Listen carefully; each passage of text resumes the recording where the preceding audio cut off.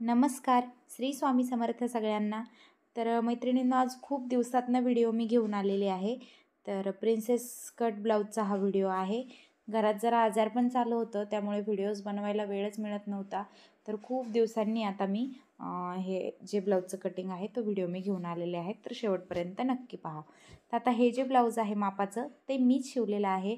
आणि जेव्हा आपण शिवलेलं ब्लाऊज आपल्याकडे मापाला येतं ना, त्या गोष्टीचं समाधान अगदी वेगळंच असतं की बुवा म्हणजे आपण जे केलं आहे ते समोरच्याला आवडणं, ही गोष्ट खूप म्हणजे मनाला प्रसन्न करणारी असते. तर असंच माझ्यासोबत झालं होतं. मीच माझं शिवलेलं ब्लाऊज बघत होते की किती सुंदर दिसतंय म्हणून. तर अशा पद्धतीनं पहा, आता मापे घेऊया. तुम्ही उंची पाठीमागच्या बाजूनेही मोजू शकता, समोरच्या बाजूनेही मोजू शकता. तर उंची मी मोजून घेतली आहे. त्यानंतर चेस्ट इथे मी मोजून घेते आहे.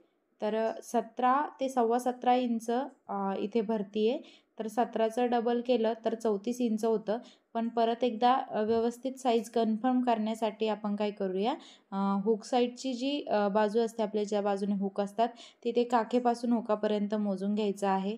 तर 8.25 इंच इथे येते. तर 8.25 इंच म्हणजे 35 इंच संपूर्ण आपलं हे जे ब्लाऊजचं चेस्टचं माप आहे ते 35 इंच निघणार आहे. तर हा जो प्रिन्सेस कट आहे तो 35 इंच चेस्टचा आहे. अशा हिशोबाने तुम्ही जर तुम्हाला ब्लाऊज कट करायचं असेल तर अशा पद्धतीने तुम्ही करू शकता. तर पहा, आता उंचीचं माप इथे टाकून घेऊ. उंची 13 इंच होती, तर 1 इंच मी ॲड केले त्याच्यात आपले शिलाई मार्जिनसाठी.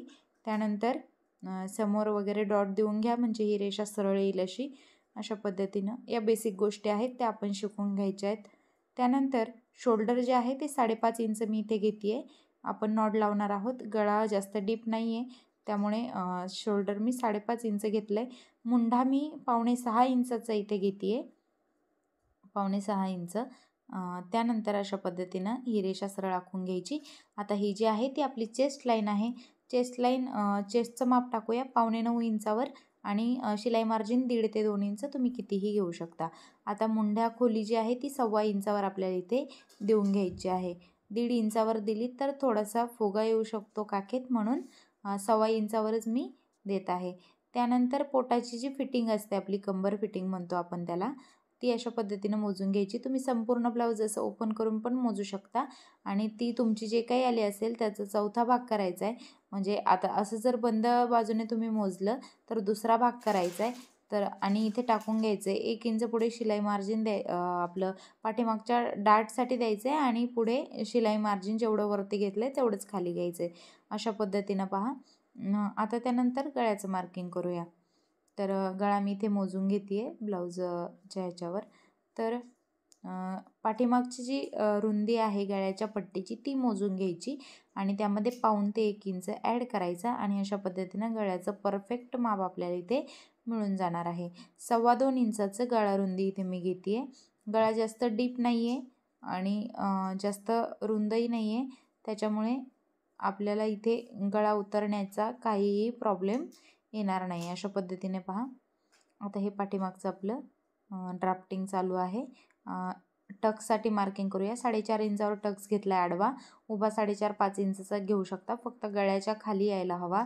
आणि दोन्ही बाजूने अर्धा इंच घेतलं आहे. जे 1 इंच आपण वाढवलं आहे ते यामध्ये आपण गुंतवणार आहोत. त्यानंतर तिरकं इथे आपण नेहमी आखून घेतो. पहा, आपल्या प्रत्येक व्हिडिओमध्ये मी सांगितलं आहे की जेव्हा आपण हा टक्स मारतो मधला, त्यानंतर जी कडा आहे कडेची ती अशी खाली उतरत असते, आणि ते तिरकं दिसायला नको म्हणून आपण ते तेवढं जे तिरकं आपण आखून घेतलं तेवढं कट करून घेत असतो. तर अशा पद्धतीनं आता हे जे संपूर्ण ड्राफ्टिंग आहे त्याचं कटिंग आपण नंतर करणार आहे, कारण आपल्याला याच पार्टवरून समोरचा पार्ट इथे आखून घ्यायचा आहे. पहा, जसा आहे तसं अलीकडच्या बाजूने आपल्याला अर्धा ते 1 इंच जागा सोडायची आहे, कारण जे सुटलेले पदर आहेत म्हणजे ओपन बाजू आहे त्या बाजूने एकतर आपण हे टाकून घेतोय, आणि त्यावेळी काय होतं, पदर खालीवर झालेले असतात, आणि अर्धा इंच जे आहे ते हुकायपट्टीसाठी अलीकडून आपल्याला वाढवायचं असतं, म्हणून या बाजूने थोडे जास्तच घ्यायचं आहे. आता जसं आहे तसं आखून घेतलं. आता हे जे तिरकं आपण पाठीमागच्या पार्टवर आखून घेतलं होतं ते मी इथे कट करून घेते. त्यानंतर गळासुद्धा लगेचच कट करून घेणार आहे. खाली जे टक्सचं मार्किंग केलं आहे त्याला तुम्ही नॉच देऊ शकता, म्हणजे दोन्ही बाजूने तुम्हाला काहीच प्रॉब्लेम येणार नाही पलीकडच्या बाजूने टक्स आखून घेण्यासाठी. तर पाठीमागचं कटिंग झालं आहे आपलं. आता समोरच्या बाजूने पहा रेषा डार्क करून घेते म्हणजे तुमच्या लक्षात येईल. काय होतं जेव्हा रेषा दिसत नाही त्यावेळी आपल्याला वाटतं की ही रेषा कशासाठी काय वगैरे. तर आता ह्या ज्या डार्क केलेल्या रेषा आहे हे म्हणजे परफेक्ट आपलं जे पाठीमागचं माप आहे ते आहे. तर मुंडा इथे आखून घ्यायचा, कारण मुंडा आपल्याला अर्धा इंच खुलवून घ्यायचा आहे. पाठीमागच्या मुंड्यापेक्षा समोरचा मुंडा आतमध्ये घ्यायचा असतो अर्धा इंच. तर पाठीमागचा मुंडा आखून घेतला, त्यानंतर आता अर्धा इंच आतमध्ये अशा पद्धतीनं मुंडा खोली देऊन घेतलेली आहे. त्यानंतर गळ्याचं डॉट आपण इथे लावून घेतलेला आहे, जसा पाठीमागच्या पार्टवर होता तसाच. त्यानंतर 1 इंच अर्धा इंच या बाजूने आपली हुकाई पट्टी जी आपण रेडी करणार आहोत ती जोडण्यासाठी जे अंतर लागतं ते आपल्या मापात वाढवलेलं नसतं. फक्त साईडचं पलीकडचं शिलाई मार्जिन जे आहे ते फिटिंगमध्ये जातं. मग अलीकडून काय करणार, म्हणून हे अर्धा इंच आपल्याला वाढवायचं असतं. त्यानंतर गळा तुम्ही ब्लाऊजवर जसा मोजून घेतला आहे तसाच इथे आखून घ्यायचा आहे. तर ब्लाऊजवर जर असा तिरका मोजला असेल तर आखतानीसुद्धा आपल्याला तिरकाच आखून घ्यायचा. सरळ मोजला तर सरळ. 6 इंच येतो आहे, तर वरती अर्धा इंच जे आहे ते शोल्डर अडकवण्यात जाणार आहे, म्हणून 6.5 इंचावर इथे मी मार्क करून घेते. गळा जो आहे तो 6.5 इंच आपण घेणार आहोत. म्हणजे नेहमीच्या गळ्यापेक्षा, मोजलेल्या गळ्यापेक्षा अर्धा इंच आपल्याला वाढवून घ्यायचं, एवढी गोष्ट लक्षात ठेवायची. त्यानंतर गळ्याला हवा तसा आकार तुम्ही इथे देऊ शकता. मी गोलाकार देते. आता पुढचं मार्किंग करूया. पहा खाली 1 इंच आपल्याला वाढवून घ्यायचं आहे. तर हे 1 इंच याच्यासाठी असतं, फुगा आपला जो प्रिन्सेस कटचा जो फुगा आहे तो व्यवस्थित यावा, कटोरी चेपल्यासारखी होऊ नये, त्यासाठी हे 1 इंच खाली आपण वाढवतो. त्यानंतर इथे 3.5 इंचावर मी मार्किंग करते. उभं मार्किंग जे आहे 4 इंचावर करते. आता 4 इंचावर मी स्टार करून घेतला आहे. आता ही जी रेषा आहे अशी तिरकी यायला हवी, म्हणजे इथे 3.5 असेल तर वरती 4.25 आपलं यायला हवं स्टारजवळ, म्हणजे 4 इंचावर आडवं आपलं 4.25 यायला हवं. इथे अर्धा इंचावर तुम्ही वरती अशा पद्धतीने घेऊ शकता. अर्धा इंच जो आपलं मुंड्याची जी रेषा आहे तिथून पुढे अर्धा इंचावर ही रेषा अशी तिरकी करून घ्यायची आहे. त्यानंतर 2.5 इंचचा मी इथे जो आपला मधला टक्स जो आहे तो 2.5 इंचावर देणार आहे. आडवा 2.5 इंच आणि उभा 4 इंचावर आहे. 2.5 इंच आपण त्यात हे केले तर इकडे वाढवून घ्यायचं.